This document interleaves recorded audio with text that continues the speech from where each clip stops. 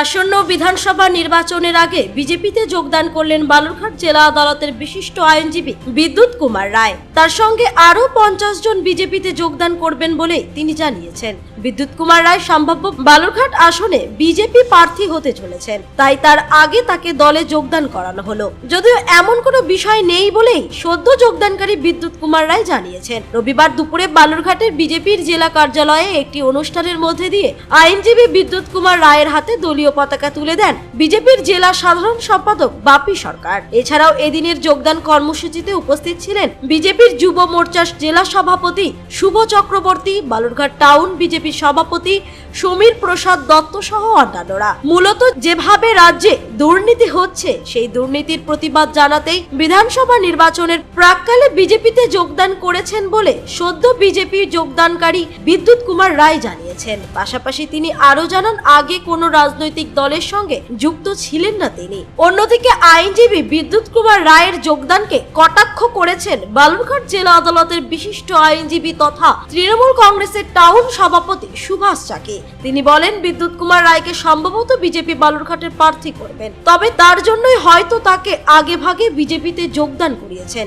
তিনি যে কোনো দলে যোগদান করতে পারেন, তবে তিনি কোনো রাজনৈতিক দলের সঙ্গে যুক্ত ছিলেন না, এটা মিথ্যে কথা। তিনি ব্রাহ্মণের সঙ্গে যুক্ত ছিলেন বলেই সুভাষ চাকি দাবি করেছেন। এদিকে ভোটের আগে বিজেপিতে যোগদান করায় বালুরঘাটের দলীয় সংগঠন আরো বাড়লো বলেই বিজেপির জেলা সাধারণ সম্পাদক বাপি সরকার জানিয়েছেন। যদিও এ নিয়ে আরএসপির জেলা সম্পাদিকা সুচেতা বিশ্বাস বলেন, উনি আরএসপির কোনো পদে বা কোনো কর্মী ছিলেন না। একটা সময় সরকার যখন বামেদের ছিল তখন বহু স্তরের মানুষ আমাদের সঙ্গে ছিল। বাম সরকার চলে যাওয়ার পর তাদের বেশিরভাগই চলে গিয়েছে, তবে উনি কোনোদিন আরএসপির কর্মী ছিলেন না।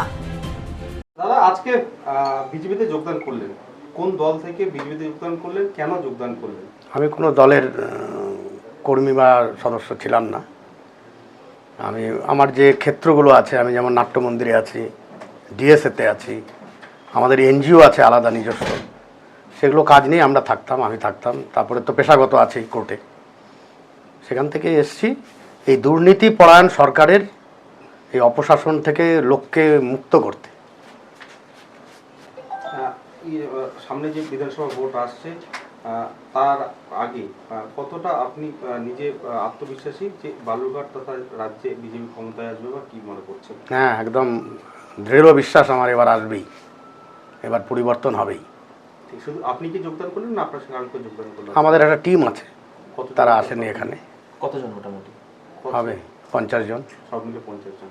মানে আপনার নেতৃত্বে ওরা যোগদান করছে। ওরা কি কোনো রাজনৈতিক দলে? না, আমাদের রাজনৈতিক কোনো দল নেই। তারা সকলে আইনজীবী? সকলেই আইনজীবী, কিছু আছে, আর বাকিরা সব সমাজসেবী। আপনার নাম দাদা? বিদ্যুৎ কুমার রায়।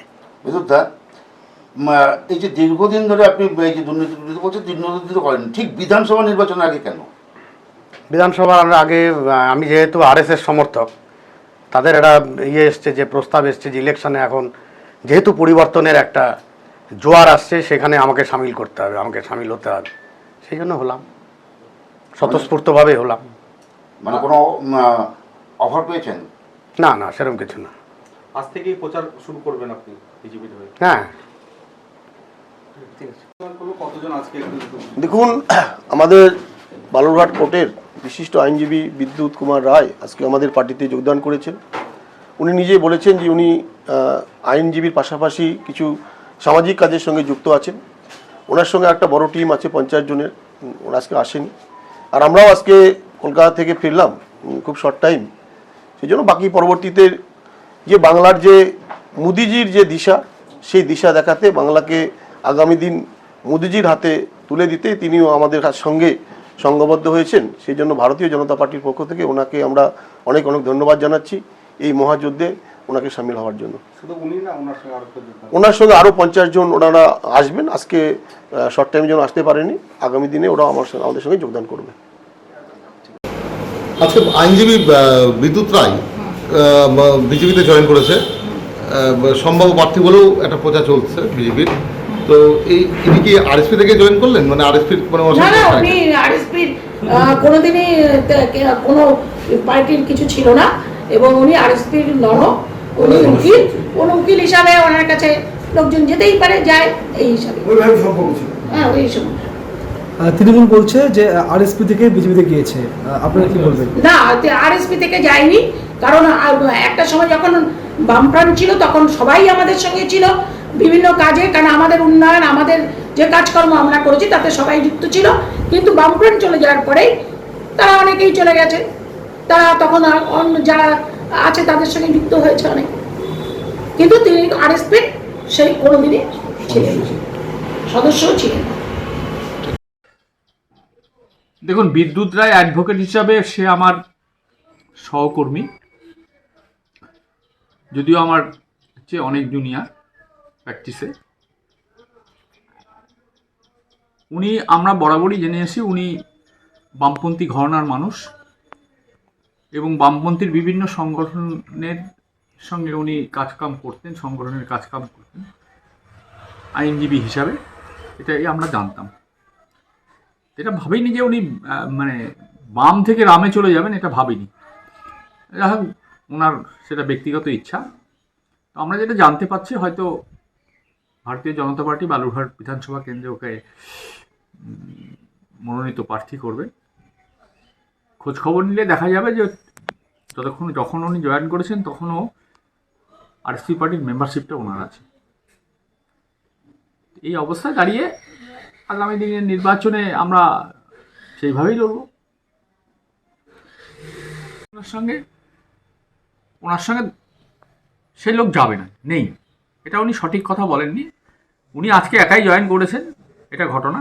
ওনার সঙ্গে কোনো 50 জন বা 50 জনের ব্যক্তি বেশি জয়েন করেছে এরকম আমাদের জানাও নেই। উনি মুখে একটা কথা বলেছেন, আরও 50 জন পরবর্তীকালে জয়েন করবেন।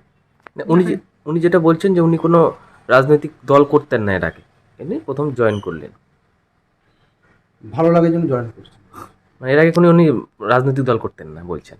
উনি অনেক রাজনৈতিক দলের মানে বামপন্থী অর্গানাইজেশনের যারা একদম পুরোপুরি বামপন্থী, যদি আমরা বলি প্রো বামপন্থী, যে সমর্থক কোনো ইউনিয়নগতভাবে হোক, কোনো সোশ্যাল অর্গানাইজেশনের মাধ্যমে, উনি সেরকম সোশ্যাল অর্গানাইজেশনের মাধ্যমে অনেক কিছু করেছে, জয়েন করেছে।